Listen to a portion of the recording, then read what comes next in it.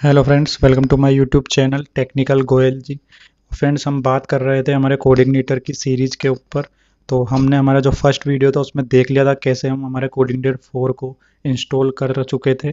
तो इस वीडियो में बेसिकली हम क्या करा है, देखिए सबसे पहले मैंने यहाँ पर क्या करा, न्यू CI4 नाम से हमने फोल्डर बनाया था। उसको मैंने अपने विजुअल स्टूडियो कोड जो हमारा आईडी ही है बेसिकली, इसमें मैंने इसको ओपन कर दिया है। ठीक है, उसके बाद हम इस फ़ोल्डर को इसमें ओपन करने के बाद देखिए आप यहाँ पे, आज हम जो इस वीडियो में कवर करने वाले हैं बेसिकली, जो हमारे इसके अंदर जो डायरेक्टरी स्ट्रक्चर है बेसिकली ऐप्स पब्लिक सिस्टम, इनमें जो फाइल्स हैं होती है, इनके बारे में थोड़ा थोड़ा हम आज बात कर लेते हैं। ठीक है, तो पूरा डायरेक्टरी स्ट्रक्चर को आज हम इसमें समझने वाले हैं इस वाले वीडियोज़ में।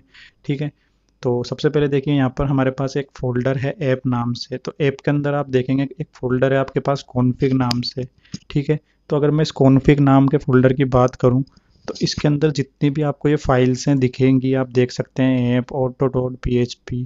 ठीक है, तो डाटाबेस डॉट PHP, तो ये जितनी भी हमारे पास यहाँ पर फाइल्स अवेलेबल है, ये क्या होती है हमारी, ये कॉन्फ़िगरेशन फाइल्स होती है। इसलिए इसको, इन सारी फाइल्स को कॉन्फ़िग फ़ोल्डर के अंदर हमारे पास बेसिकली रखा गया है।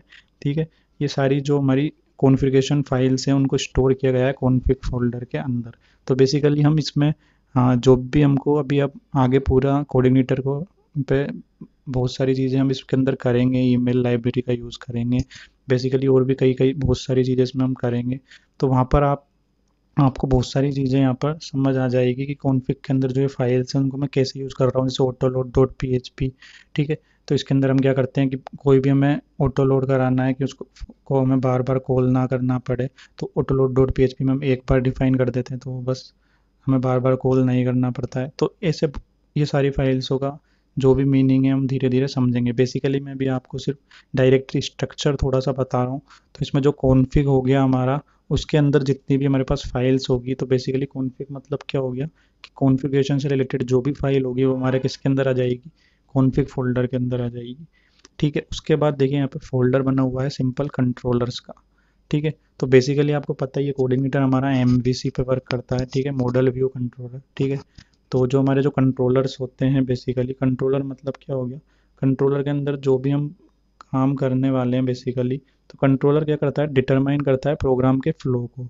ठीक है, तो बेसिकली जो भी हम प्रोग्राम करेंगे, जो भी हम, मतलब एक तरीके से आप कह सकते हो, हार्ट भी कह सकते हो इसको, कंट्रोलर को, MVC का। ठीक है, क्योंकि जो भी हम प्रोग्राम में कंट्रोलर के अंदर क्या करेंगे, जो भी प्रोग्राम का हम फ्लो देंगे, जो भी हम ऑपरे जो भी हम चीज़ें इसमें करने वाले हैं वो उसके फ्लो को इसमें डिफाइन करेंगे।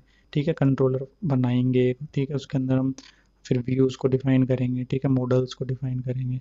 ठीक है, तो वो आगे अभी हम वर्क करेंगे जब आपको और चीज़ अच्छे से क्लियर होती जाएगी। जैसे यहाँ पे देखिए बेसिकली आप देखें तो होम डॉट PHP इन्होंने बना रखा है कंट्रोलर।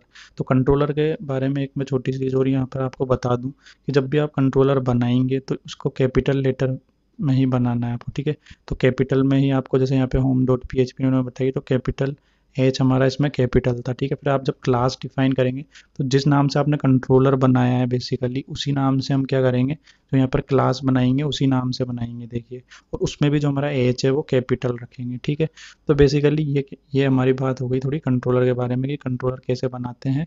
तो फाइल हमेशा उसका लेटर कैपिटल रखेंगे। कंट्रोलर हमारा क्या करता है, डिटरमाइन करता है प्रोग्राम के फ्लो को। ठीक है, तो ये मैंने कंट्रोलर के बारे में बताया। अब डाटाबेस में क्या है, डाटाबेस में डाटाबेस माइग्रेशन की जो सीड फाइल्स है वो वगैरह इसमें होती है। ठीक है, जो आगे आगे हम जब डाटाबेस से कनेक्ट करेंगे इसको, तो वो वाली चीज़ें यहाँ पे हम इसकी जो फाइल्स हैं उनमें हमको कुछ काम करने होंगे, वो मैं आपको जब हम इसमें काम करेंगे जब मैं और समझा दूंगा। ठीक है, तो ये हमारा डाटाबेस के लिए हो गया। उसके बाद फ़िल्टर्स क्या है बेसिकली, तो फ़िल्टर्स हमारा क्या है कि इसके अंदर क्या होता है, कुछ फ़िल्टर क्लासेस होती है। ठीक है, जिनको हम रन करते हैं बिफोर और आफ्टर द कंट्रोलर। ठीक है, कंट्रोलर के पहले और कंट्रोलर के बाद में हमको कुछ फ़िल्टर फाइल्स क्लासेस का यूज़ करना होता है। तो वो भी मैं आपको जब आगे बताऊंगा तब बताऊंगा, अभी बस आप इतना जान लीजिए कि फ़िल्टर्स के अंदर हम क्या कर देंगे। ठीक है, तो ये इसके डायरेक्टरी स्ट्रक्चर में ही आता है, किसके, हमारे ऐप के अंदर कॉन्फ़िग, कंट्रोलर, डाटाबेस और फ़िल्टर आता है। ठीक है, इसके बाद हमारे पास देखिए हेल्पर्स होते हैं। ठीक है, ये कलेक्शन ऑफ स्टैंडर्डाइज फंक्शन होते हैं, मतलब कुछ हम, वैसे तो कुछ हेल्पर्स अवेलेबल होते हैं जैसे URL हेल्पर हो गया, लेकिन आप खुद भी अपने हेल्पर्स भी क्रिएट कर सकते हैं। ठीक है, तो ये कलेक्शन होता है बेसिकली हेल्पर्स के अंदर हम क्या कर सकते हैं, कई हेल्पर्स डिफाइन कर सकते हैं खुद से, ठीक है। तो वो भी मैं आगे आपको बताऊंगा, ठीक है। ऐसे यहाँ पर लैंग्वेज फोल्डर है, इसके अंदर मल्टीपल लैंग्वेज सपोर्ट करवा सकते हैं, ठीक है। इसे मेरे पास यहाँ पे देखिए लाइब्रेरीज आ गई, ठीक है। तो लाइब्रेरीज में क्या है, ठीक है। तो ये सब जो जितने भी इसमें हम चीज़ें हैं वो आगे मैं आपको जो भी यूज़ होगी वो सारी चीज़ें बताऊंगा। सिंपल ये बेसिकली ये डायरेक्टरी है। अब जैसे इसमें मॉडल्स आया, तो मॉडल्स के अंदर हम क्या करते हैं, डाटाबेस से रिलेटेड जो भी चीज़ें करेंगे, जो भी हम क्वेरीज लिखेंगे, इंसर्ट अपडेट, वो सब हम इस मॉडल्स में मॉडल बना के काम करने वाले हैं, ठीक है। ऐसे ही फिर हमारे पास आगे देखें तो आप व्यूज़ आ जाता है। तो व्यूज़ के अंदर हम HTML से रिलेटेड जो भी काम होगा हमारा, वो हमारा किस में हो जाएगा, इस व्यूज़ में हो जाएगा, ठीक है। तो ये बेसिकली हमारी बात हो गई इस पूरी इसकी ऐप के अंदर जो भी हमारे ये डायरेक्टरी स्ट्रक्चर्स हैं, ठीक है। इसके बाद हमारे पास ये, अगर मैं इसको यहाँ पे कर देता हूँ क्लोज, तो हमारे पास फिर उसके बाद आता है ये पब्लिक, ठीक है। तो पब्लिक के अंदर क्या होता है, तो इसके अंदर हम जैसे मान लीजिए कोई किसी फाइल में हमारे पास JS फाइल है या कुछ अदर लोकेशंस की फाइल है, तो उनको हम इसमें स्टोर कर सकते हैं हमारे पब्लिक वाले फोल्डर में, ठीक है। तो ये हमारा फोल्डर इसलिए हो गया यहाँ पर, ठीक है। उसके अलावा मैं आपको बताऊँ ये सिस्टम, तो सिस्टम के अंदर आप देख सकते हैं कई फाइल्स है, API, ऑटो लोड, ठीक है।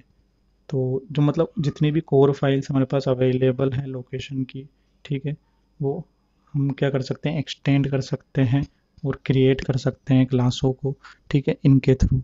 तो ये सब सारी फाइल्स हैं जो भी हम यहाँ यूज़ करेंगे आगे, तो वो मैं आपको सब इसमें बताता रहूँगा।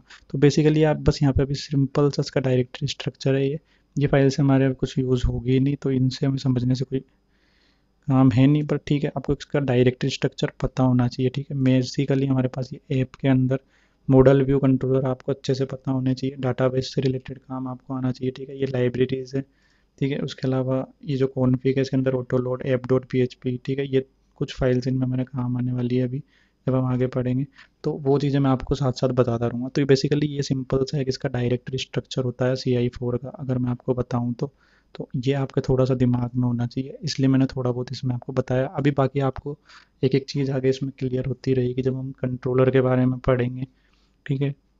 और जब मैं इसके आगे आप देखेंगे तो मैं इसमें आपको छोटे छोटे प्रोजेक्ट भी बनवाऊंगा, छोटे छोटे आपको इसमें CRUD ऑपरेशन वगैरह, तो पूरा CI4 यहाँ पे आपके क्लियर होने वाला है, ठीक है। तो इस वीडियो को भी इतना ही रखते हैं, मिलते हैं इसके नेक्स्ट वीडियो में।